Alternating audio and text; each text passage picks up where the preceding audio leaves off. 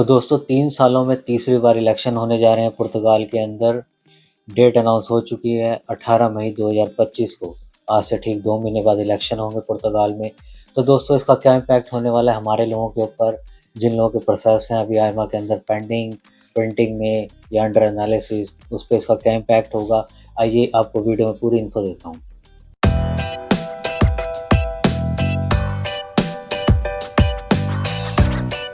Hello friends, मैं हूं Vinay from global immigration info channel. जैसा कि आप लोग जानते हैं मैं कवर करता हूं immigration related news and update from all over the globe.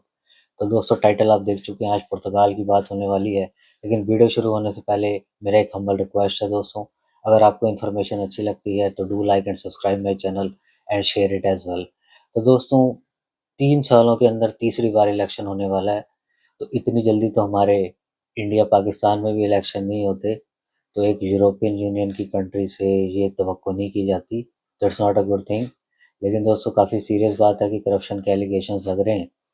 तो दोस्तों ये तीसरी बार इलेक्शन होने वाले हैं, हमारे लोगों को काफ़ी चिंता हो गई है। मैसेजेस आ रहे हैं बहुत सारे कि जी इसका क्या इम्पैक्ट होने वाला है, कहीं हमारा प्रोसेस तो नहीं रुक जाएगा। कईयों का जो एनालिसिस के अंदर है, कईयों की एप्लीकेशन ऑलरेडी अप्रूव्ड हो गई हैं, प्रिंटिंग में है। तो दोस्तों इसका क्या इम्पैक्ट होने वाला है, ये गुड है या बैड है, तो मैं दोस्तों दोनों चीज़ों की बात करूँगा।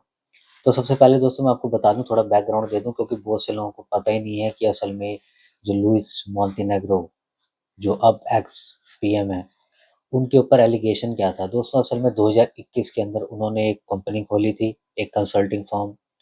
लेकिन जब वो पीएम बने तो उन्होंने उसको हैंड ओवर कर दिया अपनी वाइफ और 2 बच्चों के हाथों में। तो दोस्तों एलिगेशन ये है कि उन्हें जो है एक फर्म के द्वारा 4,500 यूरो, 4,500 यूरो जो आ रहे थे मंथली, जिनको कंसेशन जाता था गवर्नमेंट की तरफ से। तो उनके ऊपर ये एलिगेशन लगा है, और कुछ और एलिगेशंस हैं जैसे कि लैंड लॉज में जो चेंजेस हुए हैं उसका भी उस फर्म को बेनिफिट मिला है। तो दोस्तों अभी प्रूव कुछ नहीं हुआ है, उसके ऊपर कार्रवाई हो रही है, बाद में पता लगेगा जब जांच होगी। लेकिन दोस्तों इसके रिस्पॉन्स में जो लुइस मोंटेनेग्रो, उन्होंने जो है एक कॉन्फिडेंस ऑफ मोशन जो था वो पार्लियामेंट में लेकर आए थे। लेकिन जो सोशलिस्ट पार्टी थी एंटोनियो कोस्टा की और जो शेगा, उन्होंने उसको सपोर्ट नहीं करा, तो गवर्नमेंट गिर गई। असेंबली डिसॉल्व भी हो गई है, और जो है प्रेसिडेंट ने जो है अनाउंस भी कर दी इलेक्शन की डेट, जो कि 18 मई 2025 तीसरी बार इलेक्शन होने वाले हैं।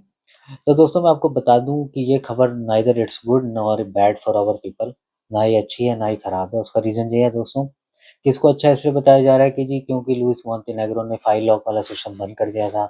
आर्टिकल 88 89 जो थे वो डिसॉल्व हो गए थे। तो उन लोगों को लग रहा है क्योंकि इस गवर्नमेंट ने किया था तो ये अच्छी खबर है, ये गिर गई।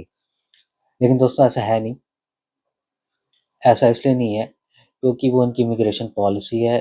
मैं आपको बता सकता हूँ ये बात, अगर आप किसी अच्छे लॉयर के साथ प्राइवेट में बात करेंगे तो आपको ये बता देगा वो कि अब in near future, I would say like 3 या 4 सालों तक कोई भी चेंजेस होने वाले नहीं है।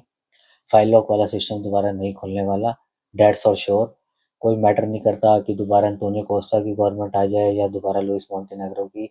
अब वो रूल इतनी जल्दी चेंज नहीं होंगे, उसको एटलीस्ट 3 से 4 साल लगेंगे इन नियर फ्यूचर, क्योंकि बैकलॉग बहुत है पोर्चुगल के अंदर दोस्तों, आपको पता ही है। तो 3 या 4 साल बाद अगर लेबर मार्केट में कुछ पर्टिकुलर प्रोफेशंस के अंदर शॉर्टेज होगी, अगर बिजनेसेस के द्वारा कंप्लेंट की जाएगी कि एक पर्टिकुलर सेक्टर पे लेबर की शॉर्टेज है, फॉर एग्जांपल एग्रीकल्चर और सिमिलर जिसमें हमारे लोग ज़्यादा काम करते थे, एशियंस या करते हैं, तो in that case may be they will think about it. लेकिन अभी इसके अंदर कोई भी इफेक्ट नहीं होने वाला, ये रूल दोबारा वापस नहीं आने वाला। तो ये सोच के खुश होना कि ये गुड न्यूज़ है कि लुइस मोंटेनेग्रो की गवर्नमेंट डिसॉल्व हो गई और नई गवर्नमेंट दोबारा से फाइल लॉक खोल देगी, वो नहीं होने वाला। उसके चांसेस स्लिम टू नन है। रही बात बैड की, तो दोस्तों बैड इसलिए कहा जा रहा है कि लोगों को ये डर है कि जी हमारे जो केसेस हैं अंडर एनालिसिस, जो जिन लोगों के टीआरसी के या जिनके ऑलरेडी अप्रूव्ड हो गए हैं, जिनके अप्रूव्ड हो गए उन्हें लग रहा है कि जो प्रिंटिंग में नहीं जाएंगे पहले ही रुक जाएंगे। जिनके प्रिंटिंग में है वो कह रहे हैं जी कहीं ये तो नहीं कि हमारा कार्ड ही प्रिंट होने से रुक जाए। तो दोस्तों ऐसा कुछ भी नहीं होने वाला। उनका जो नॉर्मल है वर्किंग वो चल रही है आईमा की। ऐसा नहीं है कि अगर 3 महीने बाद गवर्नमेंट बननी है तो 3 महीने तक आईमा वाले जो है सारा फाइलें ठप करके बैठ जाएंगे, काम रोक देंगे, प्रिंटिंग रोक देंगे, ऐसा बिल्कुल भी नहीं है। तो अगर आपका जैसा भी प्रोसेस चल रहा है अंडर एनालिसिस है तो वो वैसी कार्रवाई करेंगे। आपका अगर अप्रूव्ड हो गया प्रिंटिंग में है तो वो भी आपको मिलेगा। तो दोस्तों ये गुड न्यूज़ भी नहीं है, बैड भी नहीं है, लेकिन इन जनरल मैं कहूँगा कि बैड इस पर्सपेक्टिव से है, पर्सपेक्टिव इसका ये हो सकता है कि एक यूरोपियन यूनियन की कंट्री के अंदर आप एक्सपेक्ट नहीं करते कि ऐसे करप्शन के एलिगेशन लगें और इतनी जल्दी-जल्दी इलेक्शंस हों।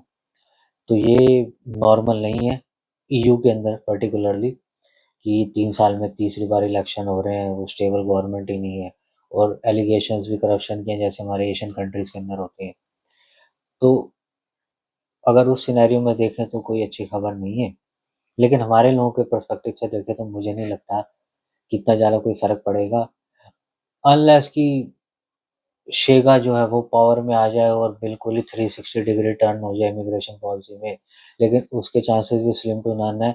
उनका वोट काउंट ज़रूर बढ़ेगा शेगा का, लेकिन वो पावर में नहीं आ पाएँगी दैट फॉर श्योर, वो बहुत मुश्किल है। तो जो सोशलिस्ट पार्टी है और जो लुइस मोंटेनेग्रो की, उन्हीं के अंदर ही दोबारा जो है जैसा भी हो गठजोड़ हो या उन्हीं में से ही कोई चांसेस है कि दोबारा पावर में आएँगे। तो बाकी दोस्तों डरने की एज़ सच ज़रूरत नहीं है कि आपको लग रहा है कि आपका कार्ड बिल्कुल स्टक हो जाएगा, अब वो काम ही नहीं होगा या बिल्कुल 360 डिग्री का टर्न होगा नई गवर्नमेंट में इमिग्रेशन पॉलिसी में। वो उसके चांसेस स्लिम टू नन है जितनी मेरी बात हुई और आप भी अगर किसी अच्छे लॉयर के साथ बैठेंगे तो आपको यही बताएगा। तो दोस्तों ये थी इन्फो इस टॉपिक के ऊपर क्योंकि इसका काफ़ी रोला पड़ा हुआ है कि जी अब इलेक्शन होने हैं तो पता नहीं हमारा क्या बनेगा। तो मैंने आपको बता दिया यही चीज़ होने वाली है और जैसा हमेशा बोलता हूँ मेरी प्रेडिक्शंस ऑलमोस्ट जो है सही साबित होती हैं। So just wait and watch जो मैंने आपको बोला है। तो दोस्तों अगर आपको इन्फो अच्छी लगी है then do like and subscribe my channel. See you with another informative video. Till then do take care.